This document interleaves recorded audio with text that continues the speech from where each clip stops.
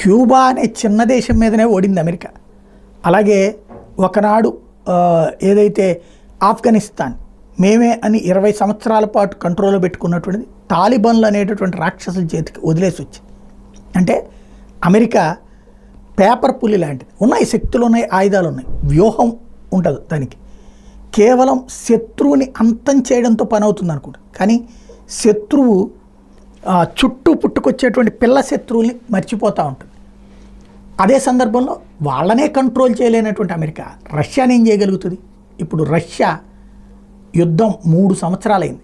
రష్యాని దెబ్బతీయడం కోసం వేసిన ఎత్తు, పైగా ఎదురు దెబ్బలు తగులుతున్నాయి అమెరికాకి. రేపో మాపో ట్రంప్ వచ్చాడంటే యుద్ధాన్ని ఆపించేందుకు సిద్ధపడుతున్నాడు. మరొక వైపున రష్యా అమెరికా ఎక్కడెక్కడైతే స్థావరాలు ఏర్పాటు చేసుకుందో చిన్న చిన్న దేశాలు, అక్కడికి తను స్థావరాలు ఏర్పాటు చేసుకోవడానికి రెడీ అవుతోంది. అందులో భాగంగా ఇప్పటికే వెనిజులా దగ్గరికి సైనిక విన్యాసాల పేరుతో తన యుద్ధ నౌకల్ని పంపించింది.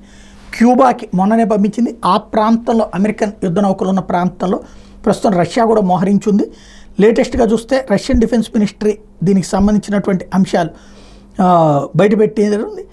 ఎవరైతే అక్కడ ఉన్నటువంటి రష్యాకి సంబంధించినటువంటి వార్షిప్ ఇప్పుడు అక్కడికి చేరుకుందని, అది కాస్త ప్రస్తుతం వెనిజులా దగ్గర ఉందన్నటువంటి విషయాన్ని తేల్చి చెప్పారు. ఫ్రిగేట్ అడ్మిరల్ గోర్స్చేవ్ ఇప్పుడు అక్కడికి చేరుకుంది. ఇది మోస్ట్ అడ్వాన్స్డ్ వార్షిప్. దీంట్లో హైపర్సోనిక్ మిస్సైల్స్ కూడా, అంటే శబ్దానికంటే వేగంగా ప్రయాణించే హైపర్సోనిక్ మిస్సైల్స్, అట్లాగే ఆయిల్ ట్యాంకర్లు కూడా ఉన్నాయి. వాటితో కూడినటువంటి షిప్ ప్రస్తుతం వెనిజులా దగ్గరికి చేరింది. అమెరికా యుద్ధ నౌకలకి ఎదురుగుండా కూర్చుంది.